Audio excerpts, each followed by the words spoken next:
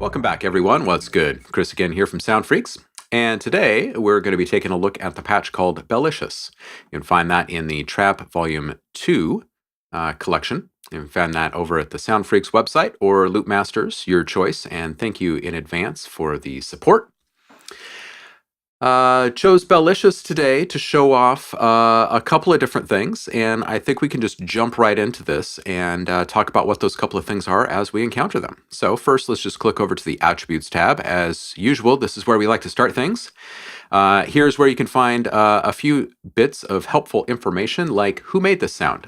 In this case, it was myself, as well as potentially some insight and direction as to how you could use this or how it operates. So just read this out for you folks. Bellicious is a shining example of just how powerful FM synthesis can be. Explore each of the 4 morphine matrix corners and all points in between to discover countless variations and options.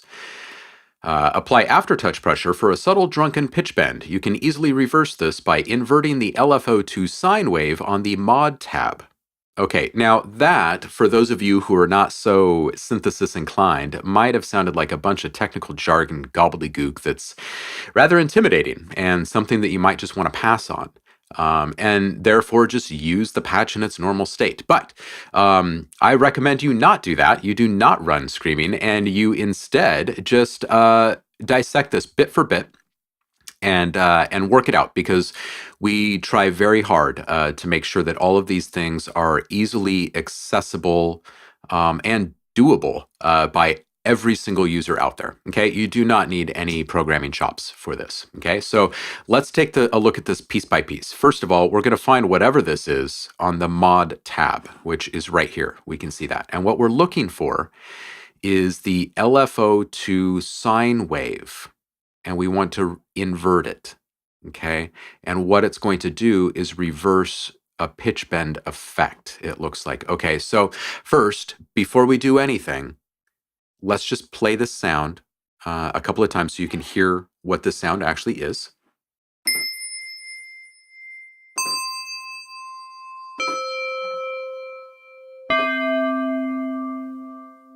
Okay, it's a great bell sound. And aftertouch pressure is simply after you strike a note, okay, after you trigger a sound with your controller, if you then choose to apply pressure while holding that original note, you're going to apply what's called aftertouch modulation. And in this case, we've connected aftertouch pressure to pitch. So when you press and apply pressure on your keyboard, for instance, after triggering the note initially, you're going to introduce a pitch bend like this. Okay, so you heard that kind of go up, and then as I released the pressure, it went down. So what we're looking to do by inverting the LFO to sine wave on the Mod tab is to reverse that pitch bend effect. That's all. Okay, so let's go ahead and click on the Mod tab. This is the routing for LFO2 here. This is the LFO to sine wave. And this right here is the invert option. It's just as simple as clicking this button. And when I do, I'm going to go ahead and I'm going to play another note. I'm going to apply aftertouch pressure again. And you'll hear that instead of going up, to begin with, the pitch bend will actually go down. Okay? Okay, and you can hear it go back up as I release the aftertouch. If you were to sustain it long enough, that aftertouch information, you're obviously going to come back up in pitch naturally because this is an LFO. So all of that aside, our next thing mentioned in the Attributes tab is the fact that FM synthesis is powerful and that we should be exploring our morphine matrix corners to discover more options. So we're going to do exactly that. And we're going to touch on one other thing. Other than powerful, FM synthesis is also commonly known for its incredible potential for clarity. And this was actually the driving force behind us choosing FM8 specifically to make these sounds. Okay, and it is a trap series, but these are most definitely not your traditional trap sounds. These are usable in just about any kind of music. And this sound in particular is a shining example of just how clear a sound can be made inside of FM synthesis. So it's just gorgeous, whether it's way up high,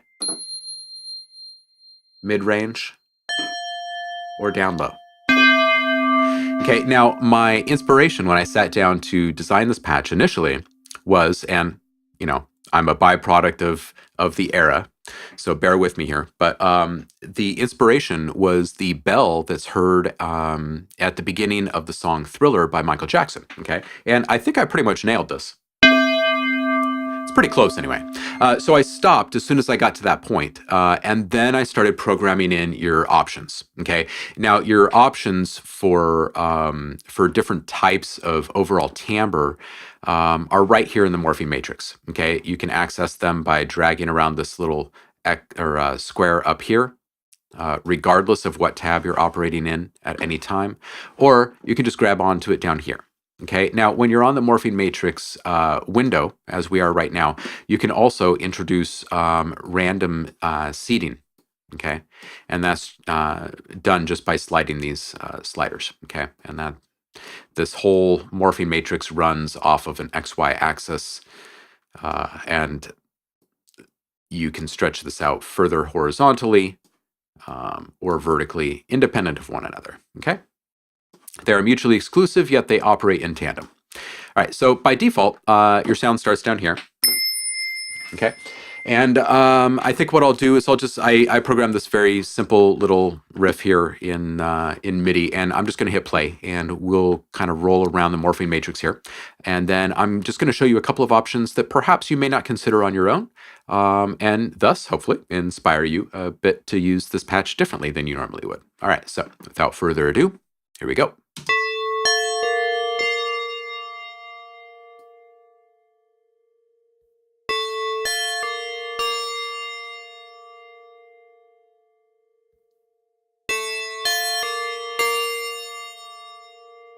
I'm going to switch over to the ops.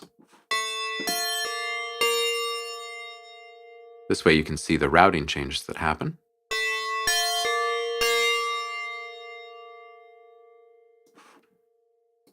Okay, so it's a pretty dynamic pad in the sense that there are already some really nice textures built in. And when you're going from corner to corner, they're rather extreme in their effect. So let's just sit in the four corners for just a moment.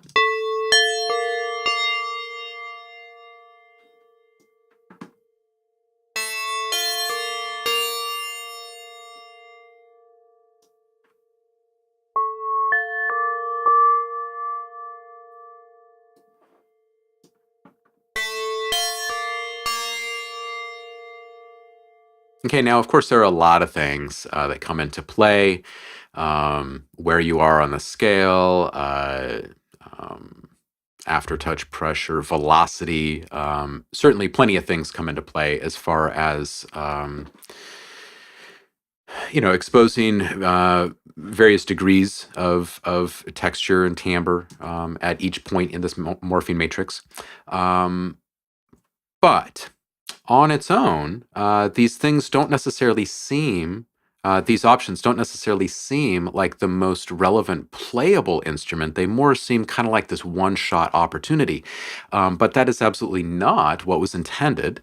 And we're going to show you just several different ways by using just a couple of options here on this one window for you to start unlocking options. Okay, so let's just go ahead and grab kind of a random point here. Okay, so let's also just kind of introduce a random amount of seeding here. Okay, so right now it sounds like this. Okay, it's kind of a nice happy medium of attack and grit and sustain here. And all I'm going to do now is try to separate the original sound from the timbre changes that are being introduced by the morphing by adjusting our timbre envelope settings. So first, I'll just increase the attack, which means the timbre changes are going to come on eventually after the sound is triggered. Okay, cool. So it's kind of like this kind of wah pedally kind of thing. What if we take down the release on that? Okay, so it's a little bit more of a muted kind of a thing. And what if we increase it? Okay, so the timbre comes up with the attack, and then it just kind of stays there. What if we decrease the decay a little bit? All right, so that action between attack and your release actually is quickened. So what if we extend our delay a bit, or our decay a bit? All right, so it takes just a hair longer to commit. Let's go ahead and adjust a couple of things here. What if we change our harmonic information? Okay, very interesting. What if we decrease our brightness? What if we detune it a bit? If we move our morphing target here. Yeah, so all of a sudden we've moved incredibly far away from that Michael Jackson bell or that high-pitched chime, would just depending upon where you're triggering this on the spectrum. But now we've actually kind of found this kind of muted, playable synth here. It's got changes happening during its delivery. What if we crank up the brightness instead of crank it down? What happens there? All right, so it just continues to get even more interesting. What if we up the envelope amount? And this is envelope follow here. Interesting. Take it down a bit. All right, so we get back to that, more of that original attack.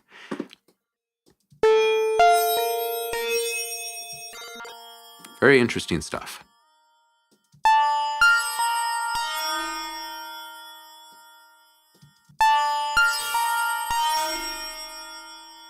Yeah, so see, the options are quite countless, actually. Let's move it over to here, over to the Mystic corner here.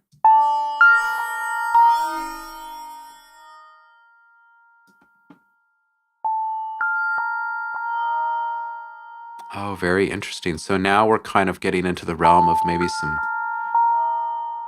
old school electric piano kind of thing. Very cool. These are just a couple of options. The idea that, perhaps a sound has a sharp attack in its default settings when you open up a patch, that doesn't necessarily mean that you need to keep that. Soften up that attack, extend that attack, and see what happens. Keep in mind that the default settings were chosen by us, the folks that actually made these sounds. And the reason why we chose those default starting points is honestly because we felt that these are the points that are going to be the point at which most people are going to find various types of inspiration.